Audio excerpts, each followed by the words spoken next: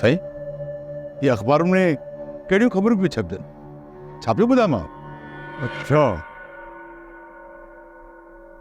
इन जो मक़सदु त ये ख़बरूं तव्हां ताईं बि पहुची चुकियो आहे। त छा इहो सभु कुझु दुरुस्त आहे? हाँ हज़ार, इहो कड़ो सच आहे। सच खे इन नमूने त नथो लिकाए सघिजे साईं। अख़बार में लॻल ख़बर कॾहिं लिकंदी न आहे ख़ान साहब। उनखे साड़ियो न त कारें उॾामंदी आहे कारें। तव्हां त असांखे कंत खणण जे लाइक़ ई न छॾियो। हिदायत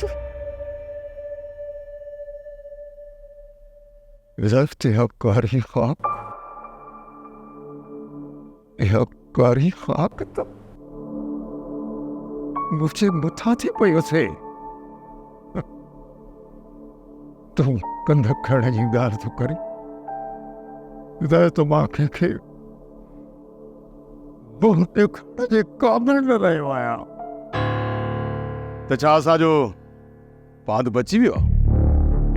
केतिरनि ई तंज़ जे तीरनि खे महसूस कयो आहे मूं हेॾां ईंदे ईंदे। हिदायत मुंहिंजी ॻाल्हि खे सम्झण जी कोशिश कर। नहीं थी सघे त तूं मुझे मदद कर।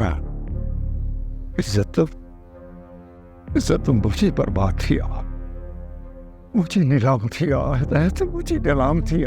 अख़बार ॾिसी मूंखे त यकीन ई न आयो, न त मां हेॾां कॾहिं बि न अचां। इज़त रुगो तव्हांजी ख़राब न थी आहे, इज़त असांजी बि ख़राब थी आहे। तव्हांजी थी आहे। असांजे घर जी थियण वारी नुंहुं हुई,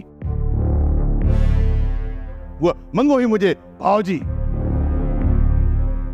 हिदायत मां तुंहिंजी ॻाल्हि खे सम्झां थो। जेकॾहिं तव्हांखे असांजी इज़त जो ख़्यालु हुजे हा न, त ॻाल्हि एसि ताईं पहुचण खां अॻु में तव्हां असांखे ॿुधायो आहे। ॿार सां गॾु गॾु में गॾु असांखे त ख्वार न कयो आहे।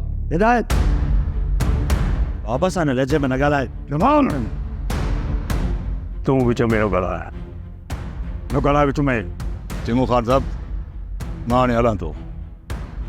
वधीक हिते तरसी पाण खे बेइज़त न आहे करणो।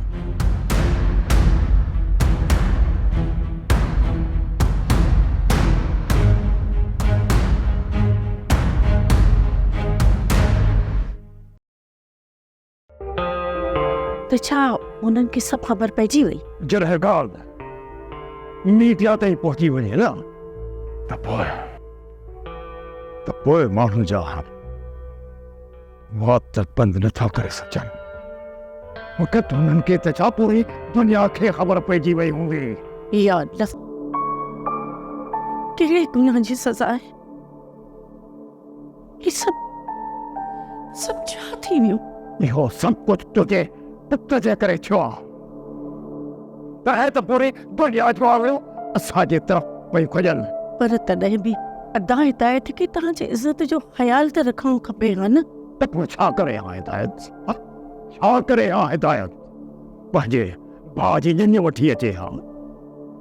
जेकॾहिं जलाल या जल्दबाज़ी न करे हा न, त इहा ॻाल्हि मीडिया ताईं हरगिज़ न पहुचे हा, त असांजी इज़त जो जनाज़ो न निकिरे हा। हिकिड़ी नंढड़ी चिरक खे अख़बार जी हवा लॻंदी आहे न, त पोइ हू बाहि जो बब्बर बणिजी वेंदी आहे। बब्बर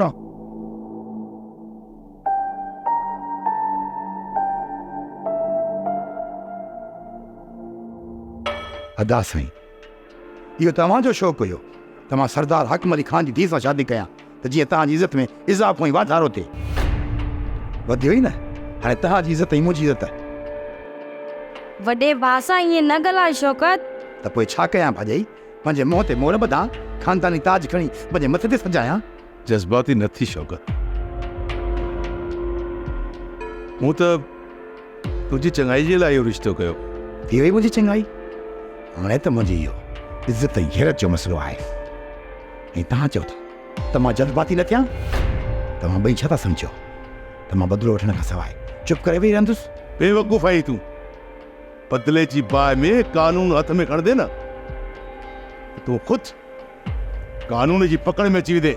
इहो न विसारजांइ त कानून जे आॾो वॾा वॾा सियासतदान, वॾा वॾा ताक़तवर बि बेवस बणिजी वेंदा आहिनि। पर मां बेवसी ऐं बेग़ैरती ज़िंदगी नथो जीअण चाहियां। तुंहिंजे लाॻो रिश्तनि जी कमी त न आहे शौकत। ॻाल्हि रिश्ते जी न आहे, ॻाल्हि इज़त जी आहे। छॾियो न पिया सघे ऐं हालतुनि जी नज़ाकत खे सम्झण जी कोशिशि कयो। जिन माण्हुनि खे शादीअ जा कार्ड मोकिलिया आहिनि उन्हनि सां थोरे वक़्त में राब्तो करणु मुमकिन न आहे। तंहिं करे अख़बार में इश्तिहार छपाए छॾंदा किन अणटर सबबनि जे करे शादी मुलतवी थी कजे। सभिनी खे ख़बर पइजी वई आहे त भॼी विया आहे मुंहिंजी मंगेती। फिर कहिड़ा में वञी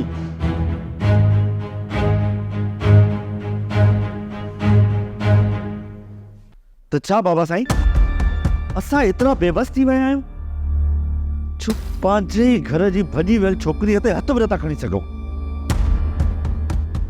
जलाल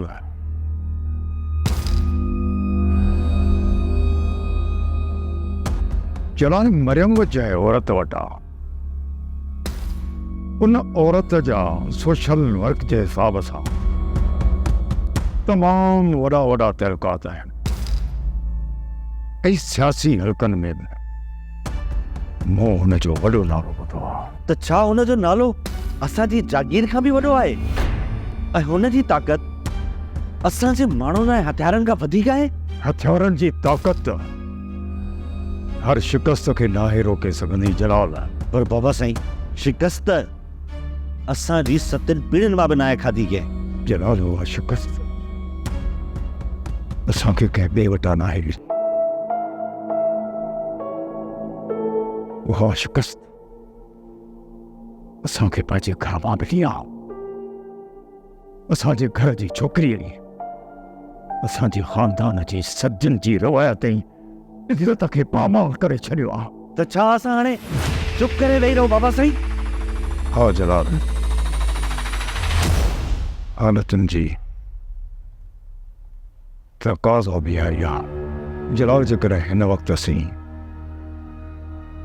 ख़ामोश न रहियासीं न त उन जी सोशल वर्कर औरत जे रड़ ऐं वाक़े सां इंसानी हक़नि औरतुनि ऐं अलाए कहिड़ियूं कहिड़ियूं तंज़ीमूं गोड़ करणु शुरू कजो।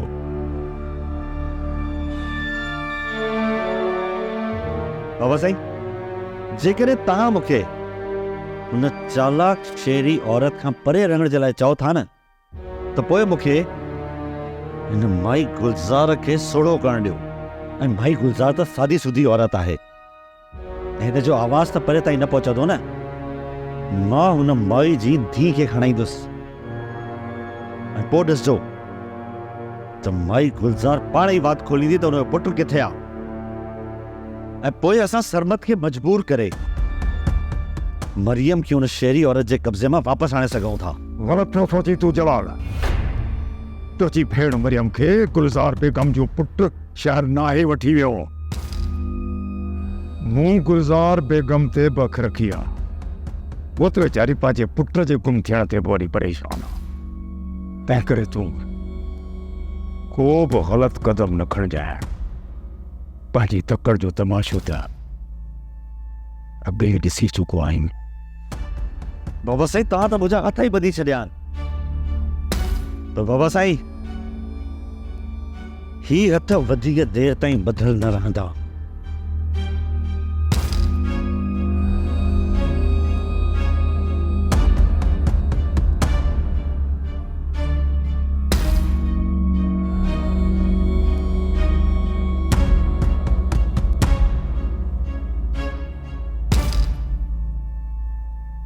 ड्रामा सीरियल मक्तल तमाम एपिसोड्स ॾिसो हाणे HD क्वालिटीअ में।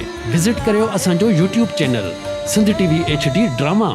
सब्सक्राइब कयो असांजो official YouTube channel Sindh TV HD drama ऐं वधीक अपडेट लाइ बेल आइकन खे क्लिक करियो।